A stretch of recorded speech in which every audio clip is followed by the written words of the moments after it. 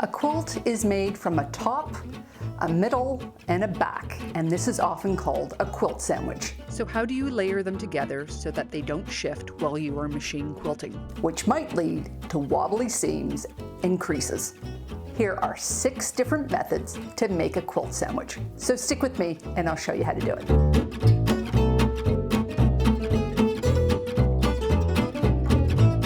Hi there, I'm Karen Brown of Just Get It Done Quilts. I am so close to 200,000 subscribers. Please hit that subscribe button and support the channel. I hate making quilt sandwiches, and chances are you do too. It's fuzzy, it's awkward, and let's face it, the quilt burrito that you have at the end isn't exactly Instagram worthy. So this truly is a video I didn't want to make. While my flimsy pile got bigger and bigger and bigger. But now I have so many stocked up, I can show you all 6 different methods. I'm always shocked at how long it takes to make a good quilt sandwich, so be sure to give yourself plenty of time. To make a good one, you need 3 things. 1, you need a flimsy that lies flat, so give your top a good press before you start. You might have a couple of intersections where the seams don't lie as flat as they should and they need extra attention. 2nd, you need a middle. Most often this is batting, and your batting should be approximately 4 inches taller and 4 inches wider than your top. This video is not about the different types of batting that you can use, but if you would like me to make a video about it, please put that down in the comments below. The 3rd thing you need is a back, which also needs to be flat. And if you are sending it to a long armor, it should be 8 inches taller and 8 inches wider than your top. But if you're quilting it on your sewing machine, which is what this video is about, it only needs to be 4 inches taller and 4 inches wider. I have already made a video on how to make a quilt back, which I call an afterquilt, and I'll leave a link to that in the notes below. Find a space where you can spread out. Many of you will be screaming that you only have a small apartment or condo. Take the time to find a larger space. An office boardroom, your local quilt store, a condo rec room, the basement of a family or friend. I realized during COVID that this will be harder than normal to do, so plan ahead. With masking tape, tape down your back so that it lies flat. Don't stretch it. If it's too taut, it will lead to creases when you remove the tape. Next, lay the batting on top. I personally like to start from the top left-hand corner. As you lay out your batting, it's not an aggressive pushing and pulling. Batting can stretch out of shape, so it's more of a gentle negotiation. Be patient, take your time. If you can't coax a wrinkle out, just lift up the batting again and place it back down and begin again. And repeat with the top. Again, I like to align my quilt with the top left-hand corner, but I also want to ensure that my strong horizontal seams in my quilt align with a strong horizontal seam in the back. Now, if I had had a strong vertical line in my back, I would have done the opposite. Please note that layers migrate as you quilt. So unless you're an experienced quilter, do not have the expectation of the front perfectly matching the back. And once I finish making my quilt sandwich, I trim down the batting. There's a lot of fiber that comes off in the batting. It gets on your gloves, it gets on your face, it gets on your clothes, and the less that you expose, the better. There are 3 main ways to keep your quilt sandwich together. The first is tacking. There are 2 methods for tacking. The first one is pins. And to make the job easier, use these quilting safety pins. They are simply just size number 3 safety pins with a bend in the pin. Normally, we just dump a pile on top of the quilt and tack them a hand's width apart. Leave them open, and then when you have a whole area done, you close them all at once. This is harder than it looks. Use a spoon to get under the pinpoint to make the job easy. But using this tool will make the job 5 times easier. A friend lent this to me, and I'm absolutely shocked at how much of a difference it makes. This notch holds the tip in place while you close the head. You can also use thread or yarn to tack. Just use a tapestry needle or a small upholstery needle that can easily get in the middle of the quilt. You go up and down through the quilt twice. Both tacking and pins should be about a hand width apart. And when you're done, You just snip the thread in between the stitches. And when you're done quilting, you just snip the middle of the thread and the thread just pulls out. The pros of using this method. This is the least expensive method out of all of them. Once you purchase the pins, you can use them over and over again. And if you use thread or yarn, you just use what you have. And you are also not adding any additional glues or fragrances. The cons of this method are it's hard on the hands and it takes more time. And the pins and the needles do put holes in your fabric.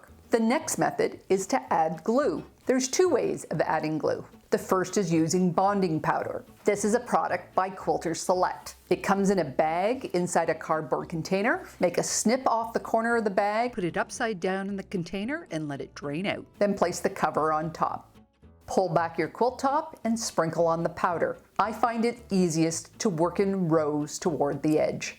It's kind of like sprinkling on talcum powder.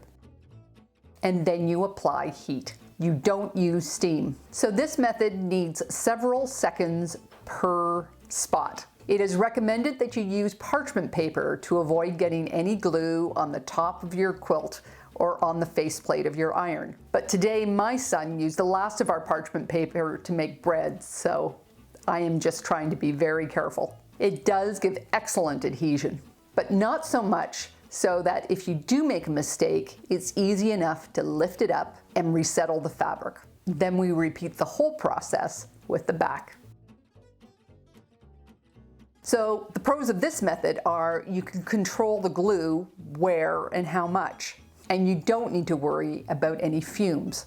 And it's easy on your hands. The cons are it takes time. You need to glue both the front and the back. And the powder is like sand, and little bits of sand fall out of the quilt. So you need to pay attention what you're doing.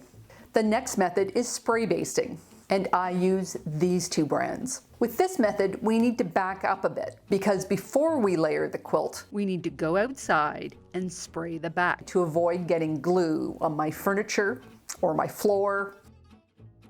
And once I have the batting all nice and flat, I repeat the process with the top. Pros of using this method are It's fast and easy. And you can also do this method on a wall, which is great when you don't have a tabletop to use. And you can see me use this method in my STASHBUSTER 4, and I will link that video down in the notes. And lastly, it's fairly easy on the hands. The cons are you don't have a lot of control over where the glue goes or how even, especially if it's a windy day outside. So I often end up having to add a pin or two to the corners just to keep it from coming apart. And a well-ventilated area might be hard to find, and the outside isn't always available if it's raining or if it's too windy.